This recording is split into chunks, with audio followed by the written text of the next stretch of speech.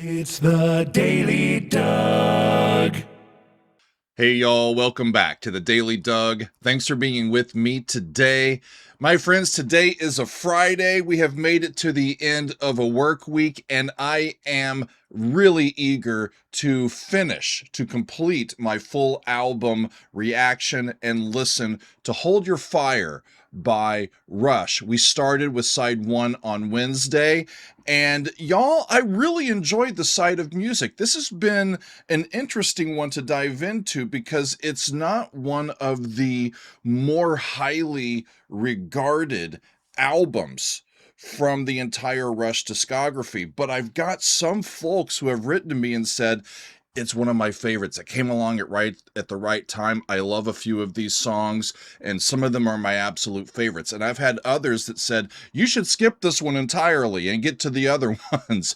So it's been fascinating for me, having not heard any except for one of these songs, to see what I think about them. And actually, I thought side one was a very lovely listen, mostly on the backs of the strength of Neil's lyrics. I thought the music was solid. I don't think that it was anything that blew any of their previous work out of the water, but solid tunes, solid songwriting, good performing, and as usual, really, really intelligent lyrics. And so I'm eager to get to side two, and I haven't heard any of these songs as we get to them today, friends. So it's going to be fun. Today we have Force 10. No, that's what we listened to on Wednesday. On side one, we listened to Force 10, Time Stands Still, Open Secrets, Second Nature, and Prime Mover. And while I'm here, what's my favorite? I it might be a tie for Time Stands Still and Open Secrets.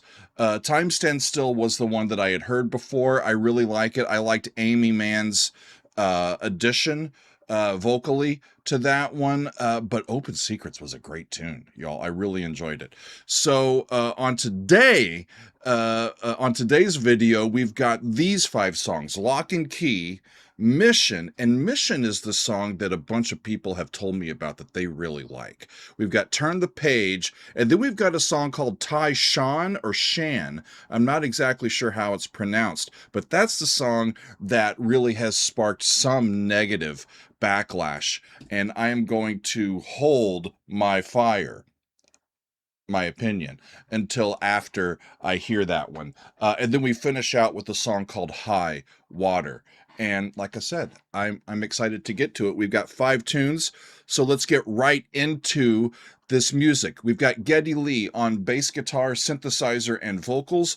Alex Lifeson is on the electric and acoustic guitars, and then Neil Peart is on drums and percussion.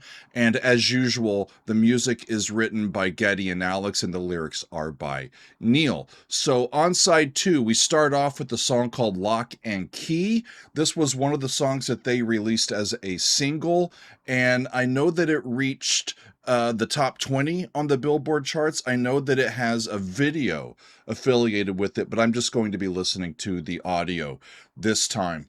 And what Neil is talking about, it's more of the same stuff that he was talking about on side 1. We talked about it on Wednesday. With the previous album, Power Windows, he was interested in writing about how we feel powerful and how we wield power in different ways. And this time he started out thinking about time, but he got more into the primal instincts, the things that are so the same for us across the human experience, that we all feel them and deal with them in our own way. And so as we start off here, he's talking about our primal killer instinct and how, at least most of the time, we are successful in keeping that under lock and key. So I'm eager to hear it. So let's get started. Lock and Key from Rush. Here we go.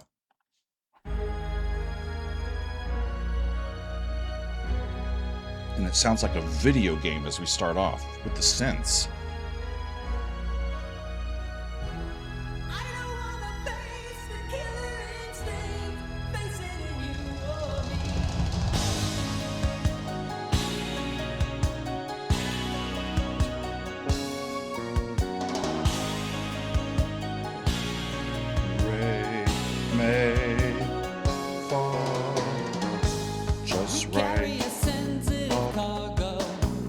scale.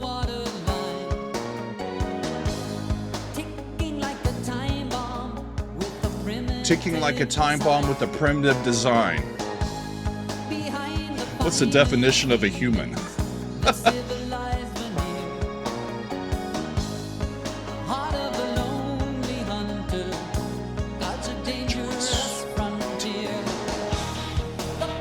Okay.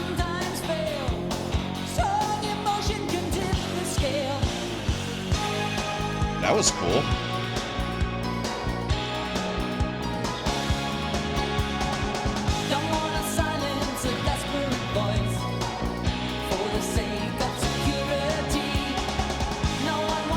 No one wants to make a terrible choice on the price of being free.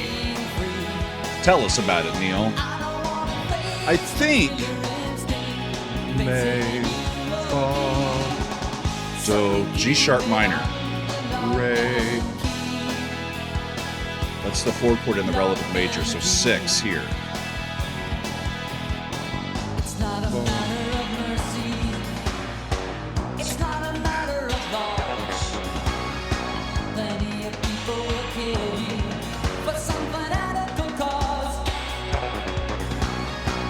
Love it. It's like a breakdown, but it's in a verse. Same progression. You just get a little bit more soloing from Getty.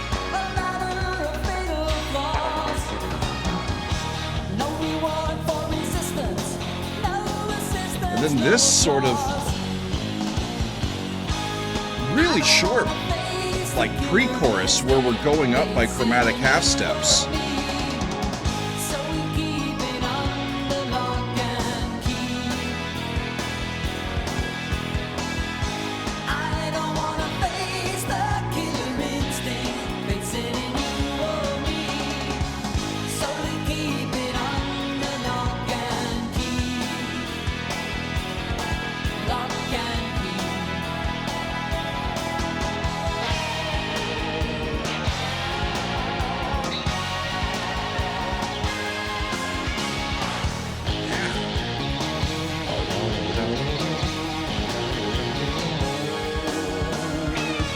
Lovely guitar solo. It's like they went to the 5. And this is kind of chromatically around that. Listen to Alex. Back to the chorus.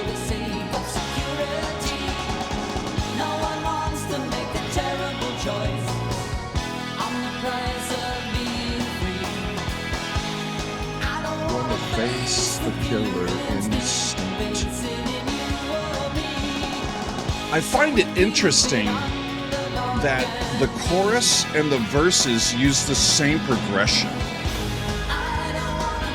Sometimes that happens, but it's relatively uncommon. Especially for like a proggy rock band. Using the same progression for the chorus and the verses. Interesting. We don't want to be victims, on that we all agree. Agree. So we lock up the killer. Lock up the killer instinct. And throw away the key. Just deny that lizard brain, evolutionary brain part of ourselves, right?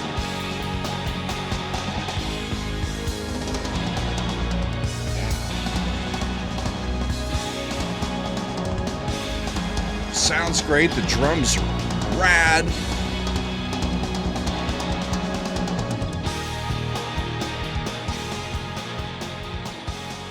And you're just going to fade out. Okay. A strong song to start out side 2. I like it. I really like it. I don't want to face the killer instinct, face it in you or me, so we keep it under lock and key. That's what he's talking about. Just trying to be civil, you know?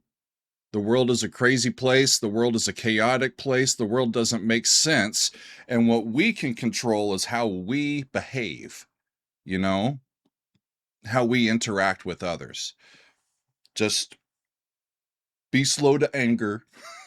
Try to keep that killer instinct. Be empathetic. Be welcoming. Give them a chance. You know, and then you can get pissed off if they mess with you. Maybe, I don't know, but I really like the song. So next we go to Mission, and like I said in the intro, this is the one that a bunch of people flagged for me and said you're gonna love it because I love it and it's one of my favorite songs from Rush. So Neil here is looking at our another innate, like down deep sort of human experience sort of thing, our drive, our passions, our motivations, and how we funnel that into the world and go for what we want, you know. How we nerd out on certain things and just really allow ourselves to dive deep and be an expert in something, you know, spend a lot of time with it and be motivated to succeed in that realm. I'm really looking forward to hearing it, friends. It is called Mission, and it is from Rush. Here we go. Another synth start. Hold your fire, So, keep it burning bright. major Hold the flame chord. till the dream ignites. Spirit with the vision is a dream. With a mission. La.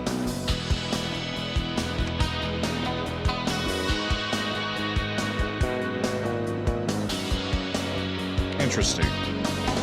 I heard D to A at the beginning, and then he went to La. And now we're in that key. We're in B. I gaze at the feverish pictures, the secrets that set them apart.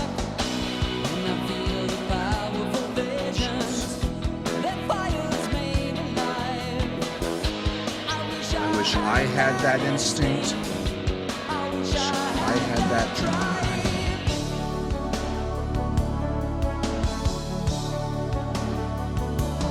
Ready. Spirits fly on dangerous missions. It's back to the beginning. Imaginations on fire. Focused high on soaring ambitions consumed. G, then A over G. D. Nameless possession.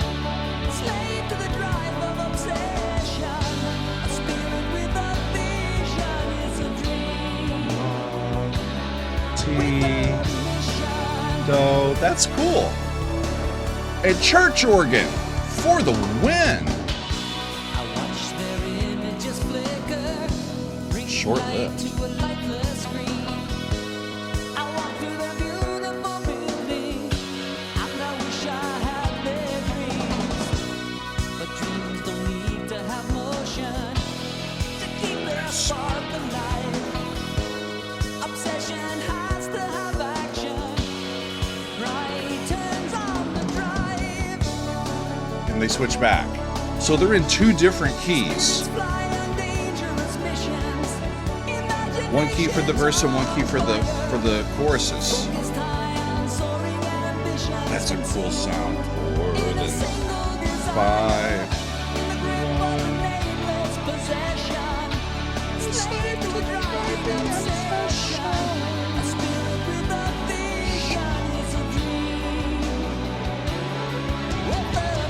Listen to the strings back there that they put in.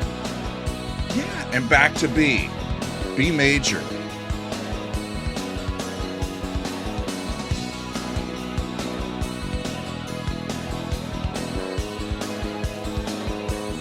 And it's acting kind of like a bass solo.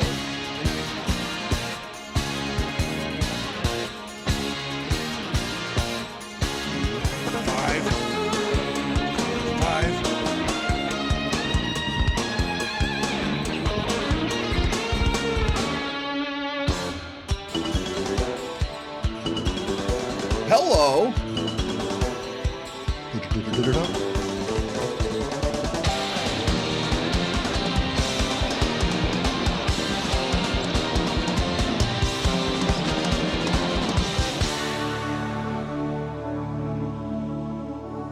That was the coolest thing I'd have heard on the entire album. That instrumental break. And then to go to this is really nice.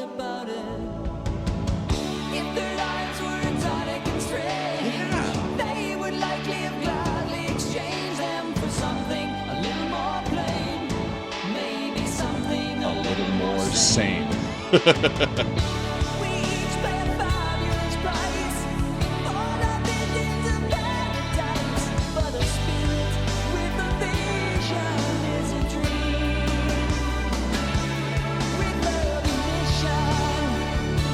And there's the church organ again. Y'all, I'm with ya. I love this.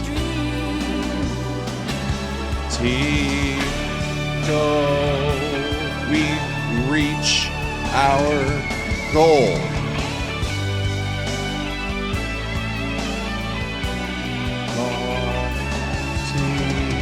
Just right up the scale. We keep climbing, and we reach the spot where we're aiming for. It's different from like the U2 I still haven't found what I'm looking for, where they're hanging out on that leading tone and it never resolves. You know, it never reaches that destination for a little bit of text painting in the music. What a fabulous song that was.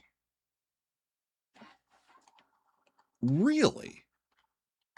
Just loved it. So I get a couple of things from Neil's lyrics here.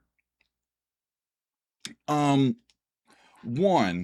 I think he's talking about how the majority of us, or even all of us, really, we can look at high-profile people, people that have been successful, that have, you know, maybe become a pro athlete or an Olympian, or made a lot of money and become a business mogul, or is a leader in politics or something like that, and just become an expert in something, and we all look to them, and we can idealize their existence and think, you know, their life must be idyllic.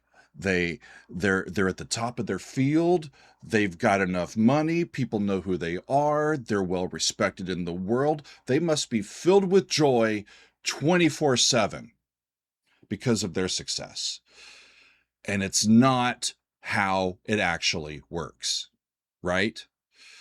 Everybody has stressors in their life, no matter if you are struggling and barely making ends meet, or if you've really succeeded. You still have family, you still have stressors, you still have your own self-doubt and your own stuff. You know, it's difficult for everybody to make it through this life at times. So I think that's one of the things that he's saying, and I think he's also commenting from the point of view of someone who has been highly motivated and highly driven, and who has become successful as a high-profile rock and roll drummer. I'm sure that he dreamed of being a kid, just practicing his drum rudiments, at home. Like, one day I'm going to make it, and I'm going to be in a big time rock band, and I'm going to tour the world, and I'm going to make a lot of money, and it's going to be my absolute dream job. And he's saying it still is, but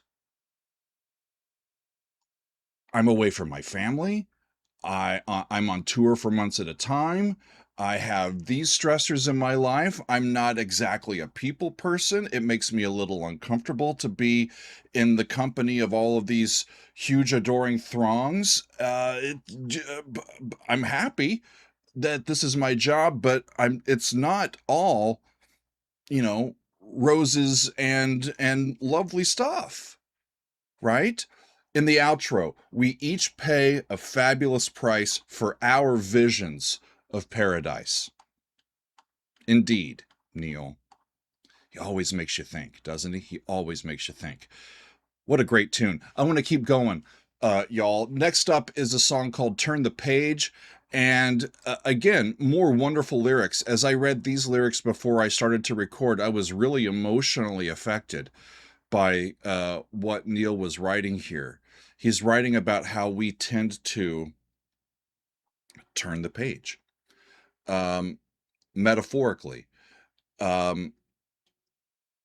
The world is chaotic. The news comes at us very fast. Now that we have global communication, it's not just what's happening in our own families and our own households and our own communities. It's what's happening around the world. And we see it all practically in real time. And we kind of force ourselves to move on from some of the more triggering emotional global events so that we can just go on with our lives. We've got our own things in our daily lives that we got to get to. And a lot of times we kind of get desensitized to what we hear just so that we can get up and go to work the next day and make it through the day. We get overwhelmed. And it's a futile attempt to protect our psyches, our emotional health, and we just compartmentalize things and we turn the page.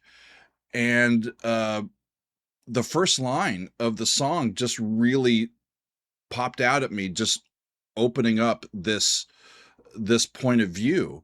And it says, nothing can survive in a vacuum. No one can exist all alone. Basically, when something happens to one of us, it happens to all of us, that we're all interconnected. And it really made me think, it really made me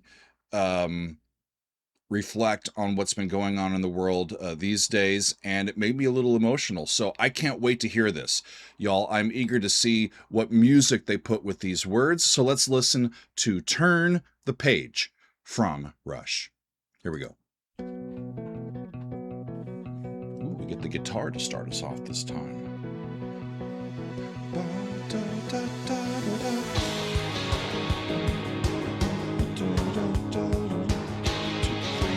5, 6.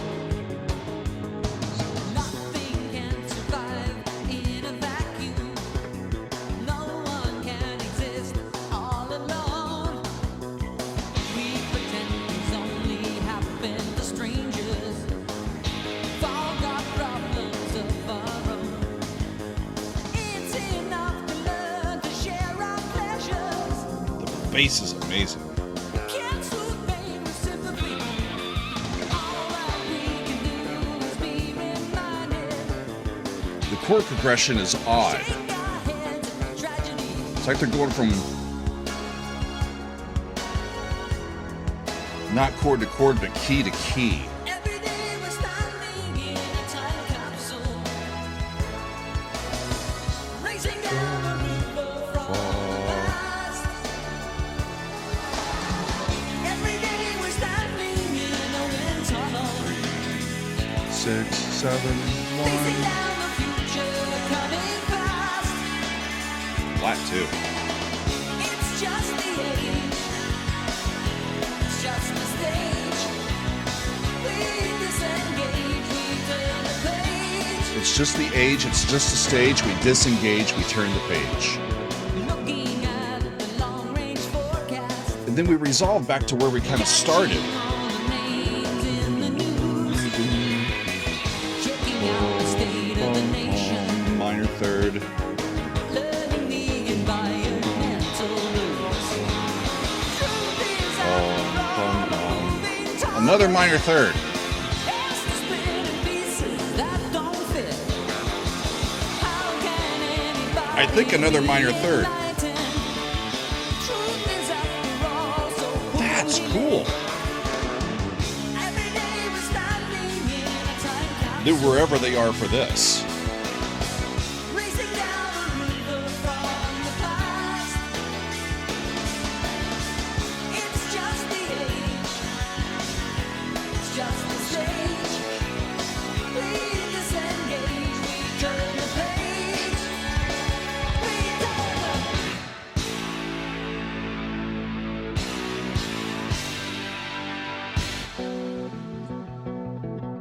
Two, 3, 4, 5, 6. Really cool tune. 2, 3, 4, 5, 6.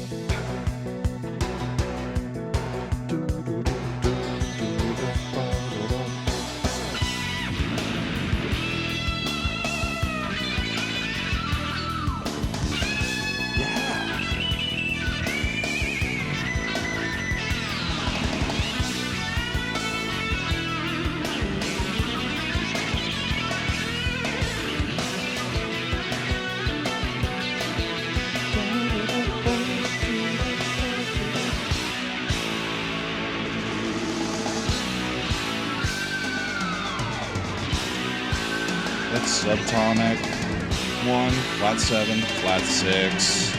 It's just the age. It's just the stage. We disengage. We There's the late 80s sound coming in. Every day we're standing in a time capsule. We disengage. We turn the page. Racing down a river from the past. Every day we're standing in a wind tunnel. It's just the stage. We disengage. We turn the page. Racing down a future coming back. Every day we're standing in a time capsule. It's just the stage. We disengage. We turn the page. Racing down a river from the past. It's just the standing in a wind tunnel. It's just the stage. We disengage. We turn the page.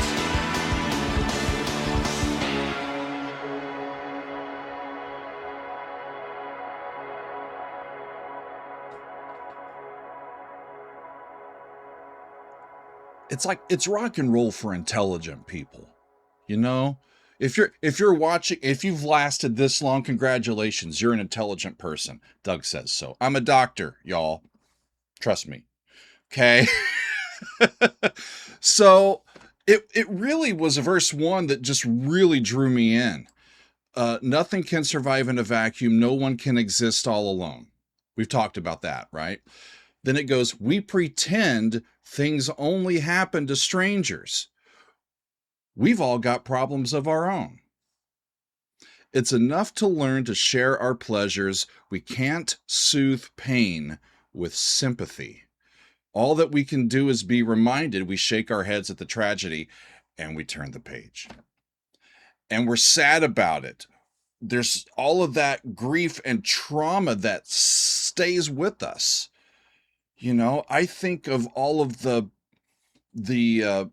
especially in the United States, all of these gun massacres that we've sadly had to live through for the past couple of generations. And it just re-traumatizes and then you have to get up the next day and go, yeah, that happened, you know, but I'm teaching a class today, so we got to talk about this, or I've got to go to work and I'm doing somebody's taxes for them. It's tax season. I got to do that, or whatever, you know. We have to internalize, departmentalize, and it takes a collective toll. He's talking about this in 1987. It's 2026, almost 40 years later now. All of that buried grief and sort of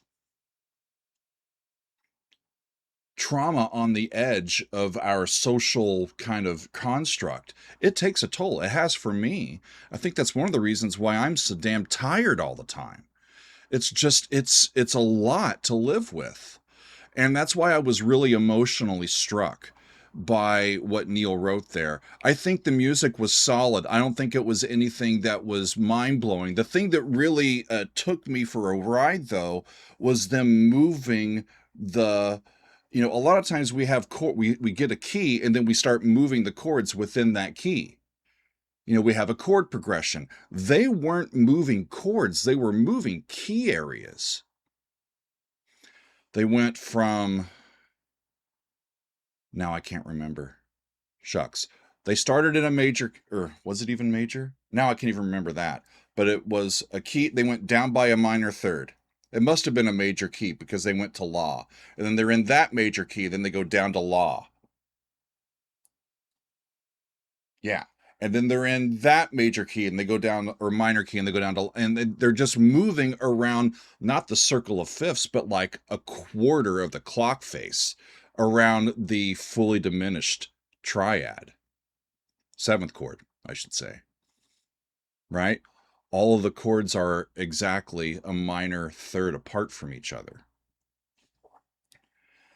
And it's a way for us to hear sounds that make sense, but they don't really interact and embolden each other. They're just kind of subsisting on their own. It might be a little bit of text painting there. Really fun stuff. So we move on to a song called Tai Shan, and this is really the main song that people have written to me and said, Doug, this is the one that I'm not too sure about here. I'm really curious as to how I'm going to react to this. I'll say a little bit about it, and then I'm going to save comment until after I hear it. It's about an actual mountain in China, Mount Tai. And Neil had visited that mountain a few years earlier and spent some time there. And I believe he had kind of a mountaintop moment, kind of a spiritual awakening there, and he wanted to write about it. And he's writing in first person here. So it's a very personal bit of lyric from Neil. And I read that we're going to get some Chinese or Asian sounding either instrumentation or melodic or harmonic sensibility with this one. So I'm curious to see what they do with it. And I will tell you what I think as we go and afterwards. So let's get to it. Tai Shan from Rush. Here we go.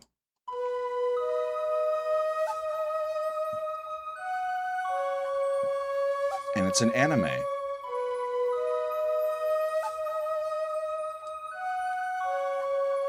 Is that a shakuhachi or just a synthesized Asian-style flute?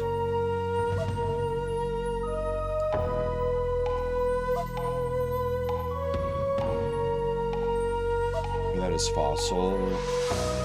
High on the sacred mountain, up the 7,000 steps, in the golden light of autumn, there was magic in the air.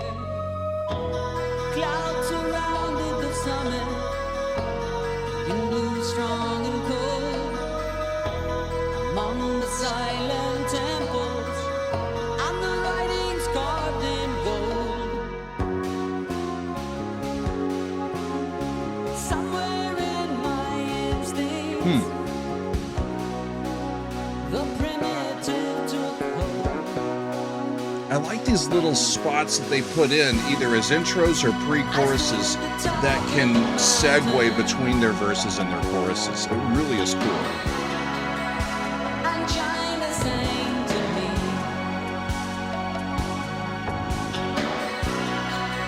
In the peaceful haze of harvest time, a song of eternity. Is that one? If you Oh, it was raise 4 to your 1. Okay. hands to heaven, you will live 100 years. I stood there like a mystic, Yeah, the backing lost in the atmosphere. instrumental motive. Clouds were suddenly parted. For a moment I could see Has a Far East feel to it. patterns of the landscape reaching to the eastern sea.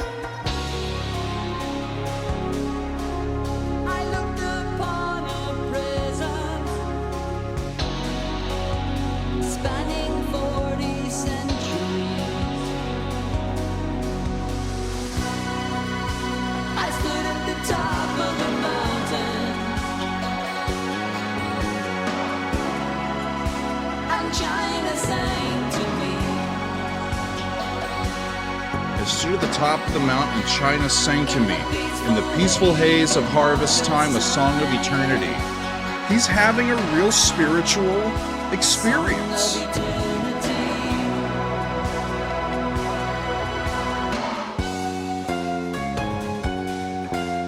I thought of time and distance, the hardships of history. I heard the hope and the hunger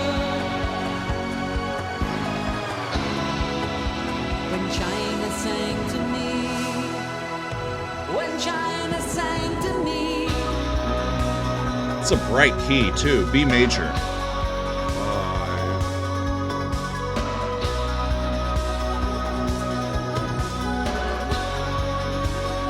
understand, y'all, it's not a typical Rush song, is it? I mean, Geddy sounds like Geddy, and some of Alex's playing sounds like Alex, but it's sort of a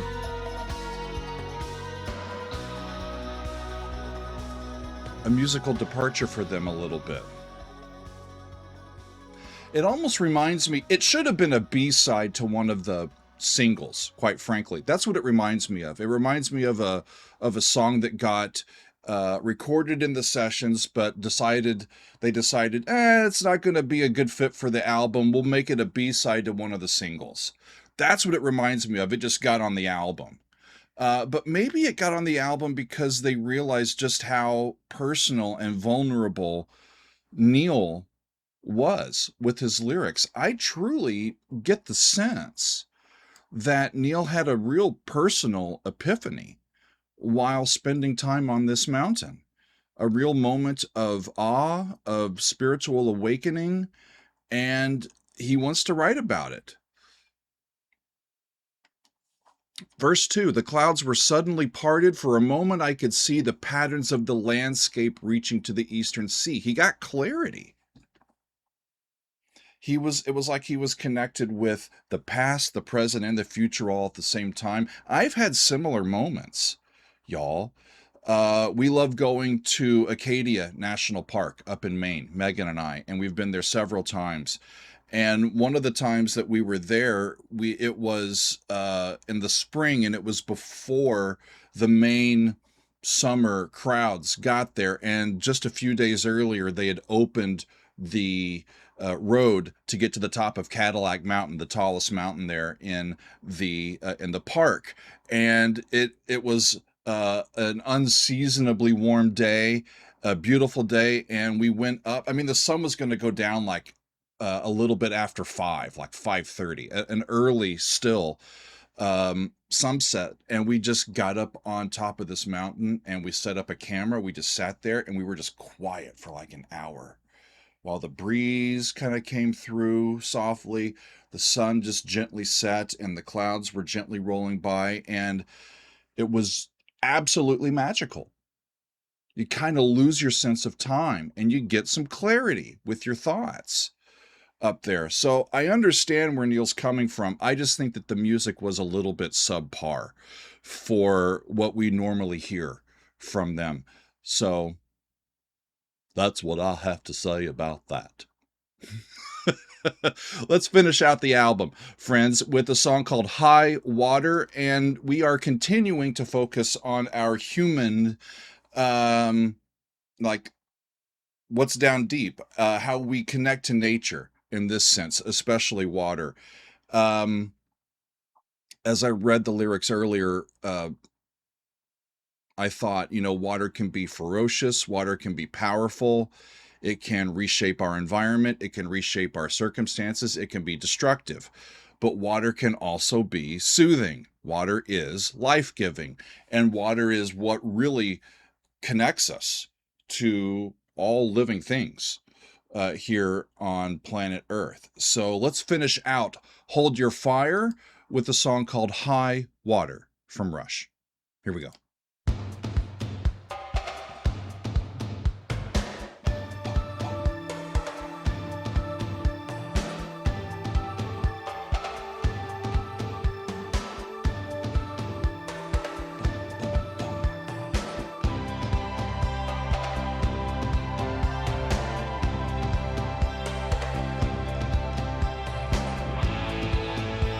Well, that's cool.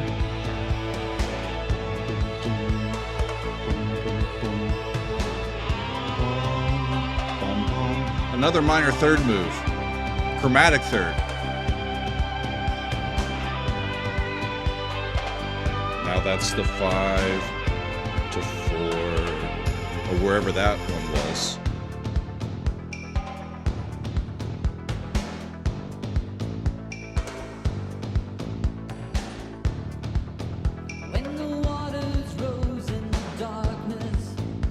Subtonic to 1, 4, 5. 7, 1, flat 7 to 1.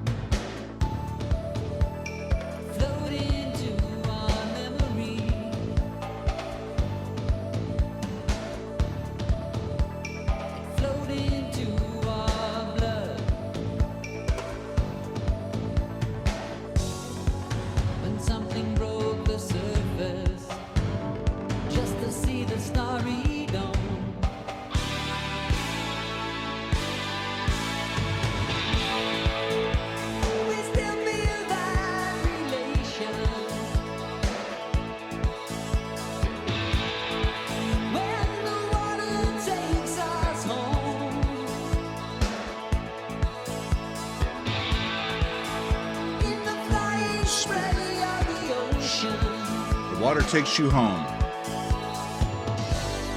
Water takes you home. Water takes Down by a half step. 5. Flat 7 to 1. Springing from the weight of the mountains, like the heart of the earth would burst, flowing out from marble fountains, and the dreams of the desert thirst. Something swam through the jungles where the mighty rivers roam. It's really expansive with how they treat the lyrical phrases. They're spread out quite a bit. Something breaks the silence All this time. when the And they come back in. wind takes you home. Then they come back. They stay there. Hear the wordless voices. When the There they go water down. takes me home. When Then the down by water half step. takes me home.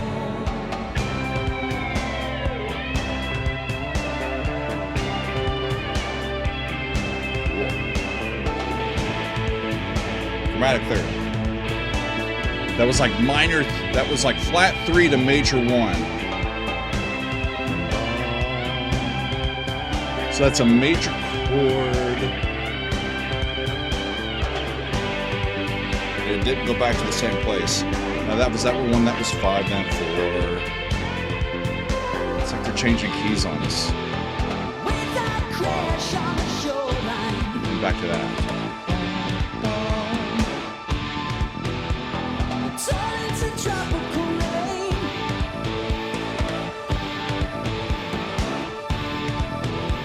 Streaming down beyond our memory.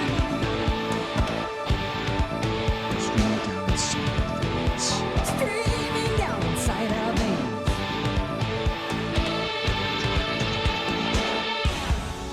When something left the ocean, crawl high above the foam.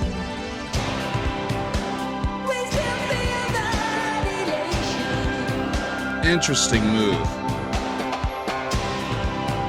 when the water takes us home. It's like in the middle of the chorus, they change keys. Rain of redemption.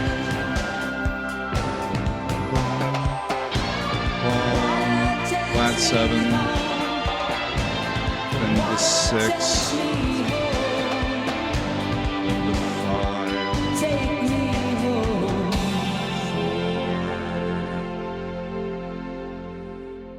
4. And they're going to end it there.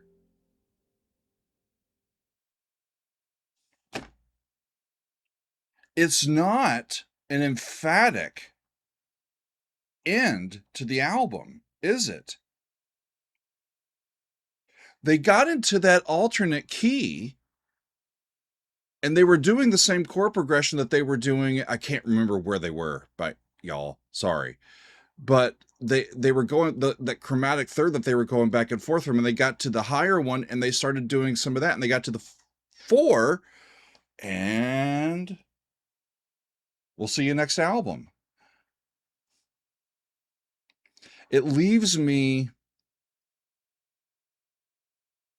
especially the last 2 songs. Maybe that's why people heard the whole album and they get to the end and their immediate thought was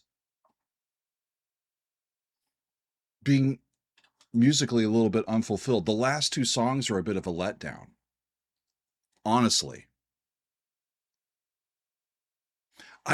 Again, and it's not because of the lyrics.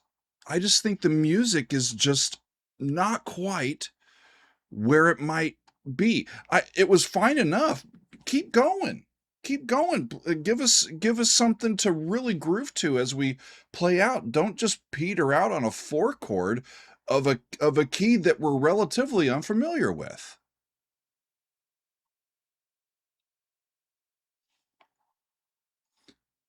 The idea of the water, though, is really fascinating, especially to come back to at the end of an album like this. How are we all connected? Well, the water calls us home. That's where we kind of got our start. When the waters rose in the darkness in the wake of the endless flood, it flowed into our memory, it flowed into our blood. When something broke the surface just to see the starry dome, we still feel that relation when the water takes us home. Whenever, when we, what do I want to say? You know what I'm reminded of? Megan and I watched a show called The Good Place. It was on NBC, maybe half a decade ago. Wonderful, wonderful show. And towards the very end of it, I'm going to see if I can do this without a spoiler. One of the characters gives an absolutely brilliant take on what happens when we die. And the crux of it is that the wave returns to the ocean. A life happens, you can see it, it's there, it comes up on the shore, and the water's still there, it just returns to the ocean. That's what I get from this set of lyrics from Neil. The water takes you home. The water is what binds us. It's what makes us us. It's what we all have in common, you know. Without it, we would not be breathing and aware and having all these experiences. And when we need to get recentered while we're still here and enjoying the journey, get back to nature, get back to water.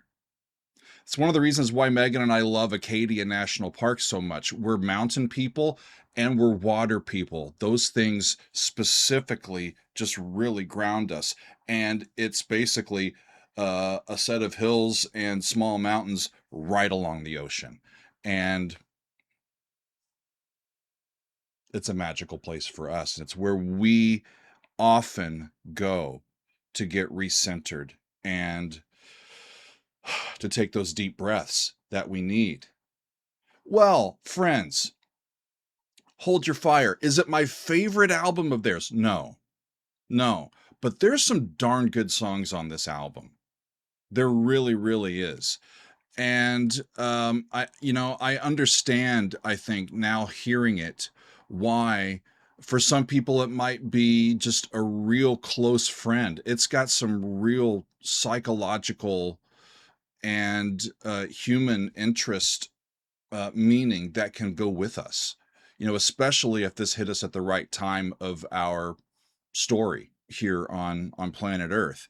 But I also understand the folks that are lifetime Rush fans that just felt a little bit let down or underwhelmed by this particular album. I hear, and I think I understand both points of view on this one. So when we come back to hear music from Rush, we've been going through their albums chronologically. So next will be the last album of the 80s. From 1989, we get Presto. And as I look at the track list on this album, all of these songs look to be still new to me. So, really interesting. This late 80s era of the band is one of their still more hidden and uncharted territory for me. So I'm enjoying this part of the journey. I enjoy all the parts of the journey as much as I can. And when we come back, we will hear Presto, but I'm not sure when that's going to be, y'all. It'll be a few months probably before we get back to Rush and take another spin through their work. But for today and this week, it was really my pleasure and a real interesting exercise to look into Hold Your Fire. We heard side 1 on Wednesday, and then we heard side 2 today. And as usual, this band made me think, and it was an enjoyable listen. And the playing was spectacular. And of course, it's rock music for intelligent people, for people who want to think while they rock out. And that's what I think we did today. So a job well done, a nice masterpiece Friday to end us out this week. I thank you very much for being with me. I've got a lot more next week, but that is all for me today. Thanks very much, y'all. We'll see you next time on another edition of the Daily Doug. It's the Daily Doug. Welcome to the Daily Doug. The Daily